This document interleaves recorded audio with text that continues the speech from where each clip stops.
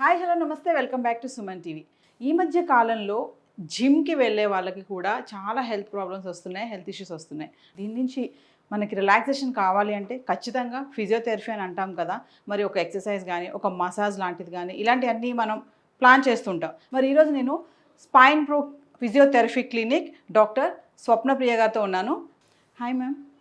Hello అండి. Madam, నేను చెప్పినట్టుగా మరి జిమ్కి వెళ్తే ఎక్సర్సైజ్ చేయడం వల్ల మనకి ఇంకా స్ట్రాంగ్ ఉంటాం, మనం హెల్తీగా ఉంటామని అంటారు. కానీ చాలా మందికి వెళ్ళాక కొన్ని ప్రాబ్లమ్స్ వస్తుంటాయి. కొంతమంది ఏంటంటే ప్రాబ్లం వచ్చాక కూడా జిమ్కి వెళ్తారు. అంటే వెళ్తే నేను ఎక్సర్సైజ్ చేస్తే, డ్యాన్స్ చేస్తే, ఇవన్నీ చేయడం వల్ల కూడా నాకు తగ్గుతుంది అనుకుంటారు. కానీ అలా కాకుండా కొంచెం ప్రాబ్లమ్స్ కూడా వస్తున్నాయి, మజిల్ పెయిన్స్ అని, నెక్ పెయిన్స్ అని. సో మరి ఎందుకు వస్తాయి పెయిన్స్ అలాగా? మరి తనతో పాటు ఏంటి తన ప్రాబ్లం ఏంటి? చాలా మంచి క్వశ్చన్ అడిగారండి. సో నేను చెప్పేది ఏంటంటే, ఈ మధ్యకాలంలో జిమ్ ఇంజురీస్ అనేవి చాలా ఎక్కువయ్యాయి. ఫర్ ఎగ్జాంపుల్ మనం ఐటీ పీపుల్ని తీసుకున్నాం అనుకోండి, వాళ్ళకి ఆల్రెడీ ప్రొలాంగ్ సిట్టింగ్ వల్ల back pain, neck pain already start అయిపోయి ఉంటుంది. కాకపోతే వాళ్ళు పెయిన్స్ ఎందుకు వస్తున్నాయి, మేము సెడెంటరీగా ఉన్నాము, మేము యాక్టివ్గా లేము అని చెప్పేసి వాళ్ళంతకు వాళ్ళు ఓన్గా డెసిషన్ తీసుకొని జిమ్కి వెళ్ళడం కానీ, లేకపోతే వీకెండ్ క్రికెట్ ఆడడం కానీ, లేకపోతే బ్యాడ్మింటన్ ఆడడము అలా చేస్తూ ఉంటారనమాట. అంటే మేము యాక్టివ్గా లేం కాబట్టి ఇవి వస్తున్నాయని అనుకుంటున్నారు. బట్ సడన్గా ఇప్పుడు హై యాక్టివిటీ అనేది స్టార్ట్ చేసేస్తున్నారు. Mostly IT people, IT guys అందరూ వెళ్ళేది జిమ్కే వెళ్తుంటారండి. Okay, to strengthen their muscles. But వాళ్ళకి తెలియదు ఏంటంటే ఆల్రెడీ లోపల ప్రాబ్లం స్టార్ట్ అయిపోయింది. ఓకే, దాన్ని రెక్టిఫై చేసుకోకుండా జిమ్కి వెళ్ళడం జరుగుతుందనమాట. సో ఇప్పుడు సపోజ్ ఇప్పుడు బోన్ మాల్ అలైన్మెంట్లో ఉంది, వెళ్ళి మనము బైసెప్ కర్ల్స్ అవన్నీ చేస్తూ ఉంటాం అనుకోండి, రాంగ్ పొజిషన్లో పెట్టి, లేకపోతే మజిల్ కూడా రాంగ్ పొజిషన్లో ఉంటుందన్నమాట. మజిల్ ఒకవేళ వీక్గా ఉందనుకోండి, దానికి ఎంత ఫోర్స్ పెట్టి చేయాలి ఏమీ ఐడియా ఉండదు వాళ్ళకి. సో డైరెక్ట్గా వాళ్ళు లోడ్ ఎక్కువగా తీసుకుని చేయడం చేస్తూ ఉంటారు.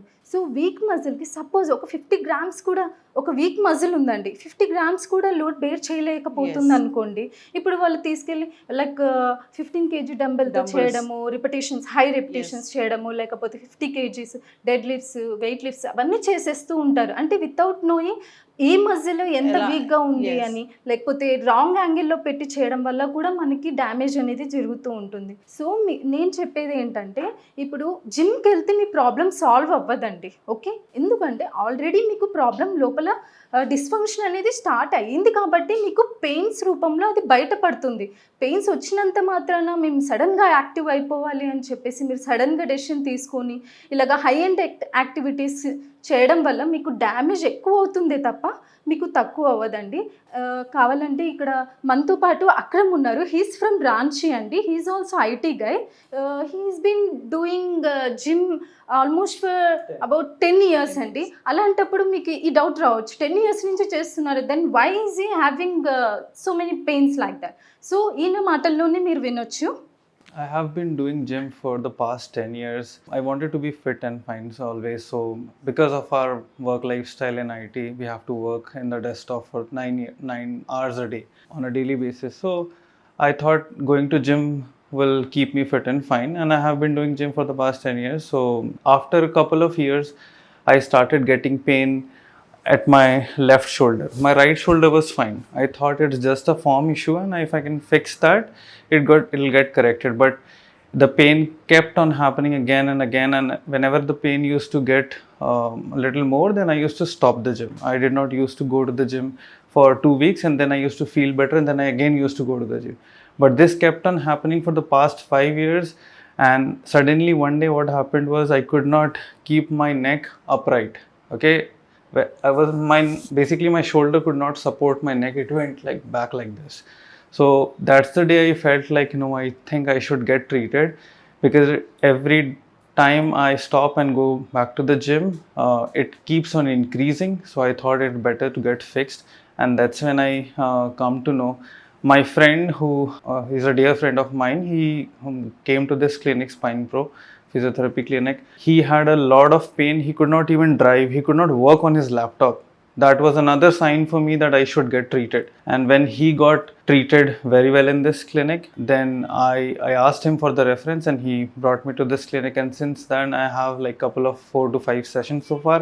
I have been feeling good mobility around my neck, and I think I think we have narrowed down the issue because I was feeling the issue was at here, but eventually I think the issue is at my elbow. So I think it's a very complex body that we have. We should not forget that doctors are better to help us. Please consult, please go for physiotherapy, because otherwise you might keep on increasing it, and one day you might regret that you can't even work for whatever number of hours, and it ruins your livelihood. So my suggestion is definitely go for physiotherapy, be educated, take educated decisions. So Akram, past 10 years you are going for gym, no? So what are the pains you are getting? I think a mentor will...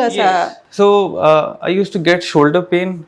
My neck used to get stiff. I used to watch YouTube videos, do chin tucks like this, own exercises. But honestly, it used to never give me a complete relief. Again, it used to occur and I was like, what am I doing wrong? I'm just sitting and working, plus I'm working out. Then what is wrong with me? I'm doing everything that I can. So mentor suggested you to go for physiotherapy? I did my own research that, generally physiotherapists can fix those things, and I saw my friend getting fixed. See, that's how I am assured that if he can get fixed, I can also get fixed. And he had a lot of pain because I stayed with his family for a month and every day he used to go for physiotherapy. It was a surgery case. We have avoided surgery. Okay అంటే madam ఇప్పుడు జిమ్కి వెళ్తే కూడా తను చెప్తున్నారు కదా neck pains కానీ elbow దగ్గర మజిల్ పెయిన్ రావడం అంటున్నారు కదా, అంటే ఎలా దాని ట్రీట్మెంట్ మరి తీసుకొని మళ్ళీ జిమ్కి వెళ్ళొచ్చా వీళ్ళు? Yeah, absolutely.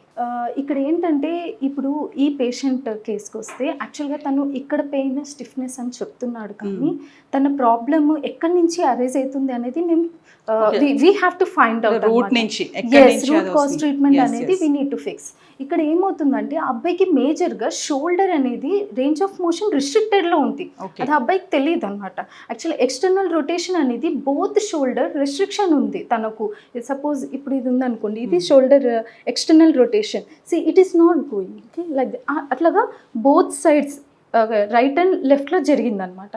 సో నేను షోల్డర్ ఇప్పుడు ట్రీట్మెంట్ అయినాకి నేనేం ప్లాన్ చేస్తున్నాను అంటే నెక్ స్టిఫ్నెస్ అయింది, okay, and shoulder range of motions increase చేయడం వల్ల కూడా బయోమెకానిక్స్ అంతా చేంజ్ అయిపోయి మజిల్స్ మీద రాంగ్ మజిల్స్ మీద లోడ్ ఎక్కువ పడకుండా ఆఫ్లోడ్ చేసి, సో అలాగా ఉంటుందన్నమాట ట్రీట్మెంట్ అంతా. సో ఈ అబ్బాయి వచ్చేసి ఓన్లీ పెయిన్ ఇక్కడ మాత్రమే అని చెప్తున్నాడు, but we don't see at that point only. Okay, we need to check neck, okay, and the front part, anterior part of the neck and the shoulder range of motion.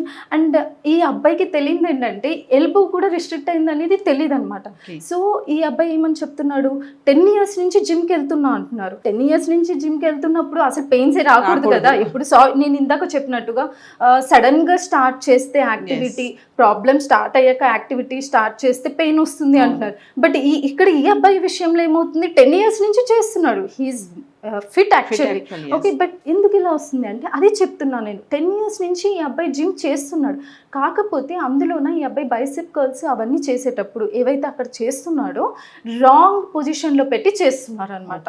Okay, so అందుకని ఈ అబ్బాయికి ఏమవుతుందంటే అలాగా prolong time wrong పొజిషన్లో పెట్టి చేయడం వల్ల shoulder external rotation అనేది రిస్ట్రిక్ట్ అయిపోయింది, ఓకే, అండ్ ఎల్బో కూడా రిస్ట్రిక్ట్ అయింది, ఓకే, ఈ మూమెంట్ అనేది రిస్ట్రిక్ట్ అయిపోయింది, okay, we call it it's a supination. అలాగా బోత్ హ్యాండ్స్ లైన్ ఆ సుపనేషన్ మూమెంట్ లేదనమాట. సో అలాగని ఈ యాంగిల్లోనే పెట్టి బైసెప్ కర్ల్స్ చేస్తూ ఉన్నాడు. సో అలాగా రాంగ్ పొజిషన్లో పెట్టి చేయడం వల్ల సమ్ ఇయర్స్ నుంచి so he landed up with the neck pain and shoulder pain like that. అంటే మీన్ మేడం ఈ ట్రీట్మెంట్ అంటే ఈ ఫిజియోథెరపీ చేస్తున్న టైంలో కూడా ఈయన జిమ్కి వెళ్ళొచ్చా? లేదండి, ఇప్పటికైతే నేను వద్దని చెప్పాను. ఎందుకు అంటే అండర్లయింగ్ ప్రాబ్లం అనేది ఫస్ట్ ట్రీట్ చేసుకున్న తర్వాతనే వెళ్ళమని చెప్పాను. లేదు అంటే ఇలానే రాంగ్ పొజిషన్లో పెట్టి మళ్ళీ చేస్తే he will land up with the pain అనమాట. సో కంప్లీట్ ట్రీట్మెంట్ అయిపోయాక, పెయిన్ తగ్గాక కొంచెం మేము మాల్ అలైన్మెంట్ అవన్నీ కరెక్షన్ చేసి వీక్ మజిల్స్ని యాక్టివేట్ చేసి స్ట్రెంగ్తెన్ చేసి then I will be suggesting what kind of exercise he has to do in the gym and cheppesi we will be suggesting him. So Akram, how you are feeling now undergoing treatment? I think I'm feeling, as I told earlier, like my mobility is good. I am feeling good around my neck. There is no tension around my neck. Even when I used to do this, I used to feel pain. That has gone away. right? I think I'm hoping to get better, and as she said that ఎందుకంటే ఇంకా 2-3 sessions అయింది, but నేను చెప్పాలి కదా gym injuries ఎంత common అనేది. So నేను ఈ పేషెంట్ దాని గురించి మాట్లాడడం జరుగుతుంది, మీకు లైవ్ లో ఒకటి చూపించాలని చెప్పేసి. ఎందుకంటే ఇది చాలా మంది అనుకుంటారు ఐఎమ్ గోయింగ్ టు జిమ్, నేను వాకింగ్ రోజు నేను 2 అంటే ఈ మధ్య hours 5 కాలంలో కొంచెం kilometers పెయిన్స్ వస్తున్నా కూడా ఆ. నేను జిమ్ కి వెళ్ళిపోతా, జిమ్ కి వెళ్తే నాకు పెయిన్స్ తగ్గిపోతాయి నాకు అనుకుంటారు. ఇంకా పెయిన్స్ రావు అనేసి అనుకుంటుంటారు అనమాట.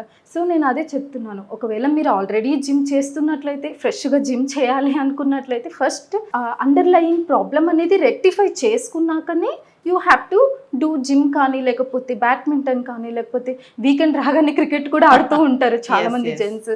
So first try to fix them and then you can go and happily do your swimming, cricket, everything, whatever activities you want, you can do it. Thank you Akram. sure.